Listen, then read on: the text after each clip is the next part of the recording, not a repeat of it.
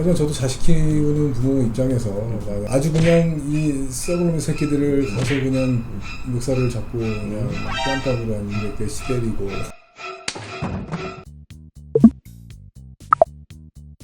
안녕하세요, 주변들의 조민근 변호사. 안녕하세요, 송재승 변호사입니다.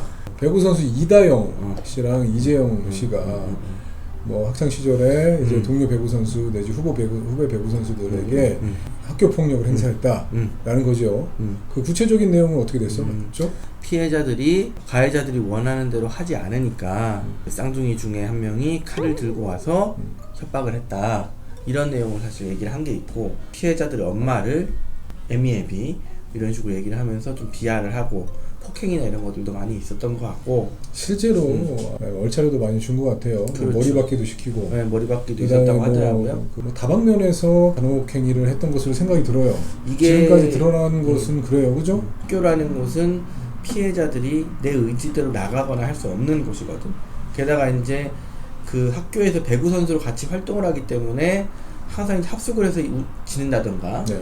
같이 있는 시간이 사실 많잖아요. 예. 그러면은 언제 어디서 이제 가해자들로부터 협박을 당하거나 위해를 당할지 모르는 입장이기 때문에 사실 굉장히 숨죽여 살 수밖에 없고, 그러면 사실 사춘기의 이제 소녀들인데 이런 애들 입장에서 사실 정신적으로 매우 큰 고통이 되겠죠. 예. 예. 하지만 저도 자식 키우는 부모 입장에서 만약에 자녀한테서 좀 이런 이상 증세가 나타난다 라고 했을 때에는 아주 그냥 이 썩은 새끼들을 가서 그냥 멱살을 잡고 그냥 뺨따구로 이렇게 시때리고. 그렇다고 본다면 우리 그렇죠. 한번 그 가해 학생이었던 그 배구 선수들 행위들을 하나하나 뜯어볼게요. 때려서 만약에 그 피해자들한테 상처를 입었거나 이제 뭐 피해자들이 병원에 가서 진단서를 발부할 수 있는 상태가 되었다. 그렇죠. 라고 하면 상해죄가 되겠죠. 그렇죠. 그 형이 어떻게 돼요? 상해죄 같은 경우는 네. 이제 7년 이하의 징역. 그러면은 의무 없는 일을 강요해서 얼차려를 받게 하느니 강요죄에 해당하죠. 일단 그 형량이 어떻게 되죠? 강요죄 같은 경우는 이제 5년 이하의 징역에 처할 수 있고요. 그리고 아까 조민근 변호사님께서 말씀해 주셨다시피 칼을 들고 마음대로 안 되니까는 공포심을 느끼게 하면서 자기가 마음에 들도록 만들었다. 그럼 특수협박죄 정도가 성립할 수 있을 것 같은데, 그렇죠. 일단은 특수협박죄는 형량이 어떻게 되죠? 특수협박죄도 사실 7년 이하의 징역이고요. 예. 상해죄하고 거의 같은 형량인데, 그렇습니다. 일단은 저희가 팩트 체크가 된 것은 칼을 들고 그 칼을 이제 구체적으로 사용을 하진 않았기 때문에 위해만 가했다면 사실 특수협박 수준에 머무를 테고. 근데 실제로 팩트는 어떻게 되는지 저희는 몰라요. 실제 사실관계는 다를 수 있다는 거. 그렇죠. 다시 실제로 이제 뭐 말씀드릴게요. 고소를 한다고 하더라도 뭐 공소시효가 지나서 이제 끝날 수도 있는 그 부분이고. 칼을 들고 피해 학생들을 이제 공포심을 느끼게 했다면 특수협박죄가 해당할 수가 있고, 이 정도 형량으로 처벌받을 수 있겠다라고 말씀을 드리는 거예요. 참 안타까웠던 게 이제 학교 폭력 이야기는 뒤늦게 터지는 것이고, 그 전에 이제 사실 이거에 대해서 많은 얘기가 있었어요.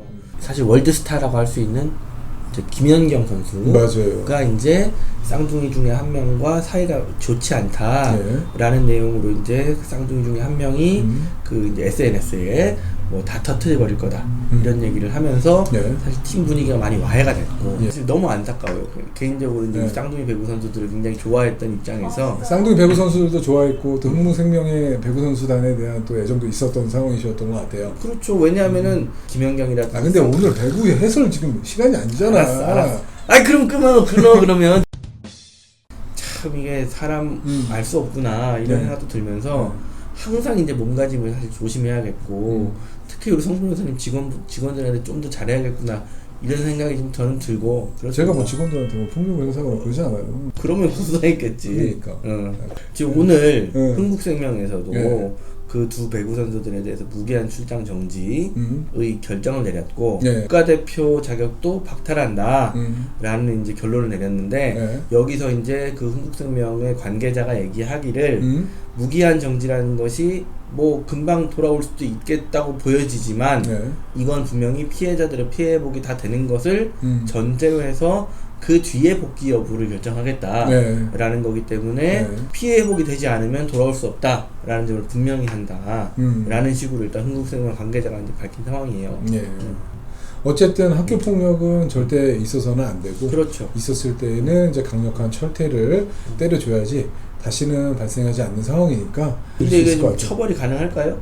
뭐 형사법적으로 피해자가 있는 범죄라서 형사 고소가 이루어진다고 한다면 공소시효가 지나지 않았다면 처벌 가능하겠죠? 왜요? 워낙 오래된 얘기라 사실 2010년 정도에 벌어진 일이라면 공소시효가 사실 지났을 수도 있고 일부 또 근데 공소시효가 살아있을 것도 있어. 뭐 7년 이하면은 그렇죠. 10년 6개월 이하 그렇죠. 정도가 되기 때문에 또 어떻게 될지 한번 추이를 지켜봐야 될 것으로 보입니다. 네네. 형사적으로 불거졌을 때는 이제 수사기관, 경찰과 검찰에서 움직일 거기 때문에 한번 지켜보도록 하죠. 네. 예.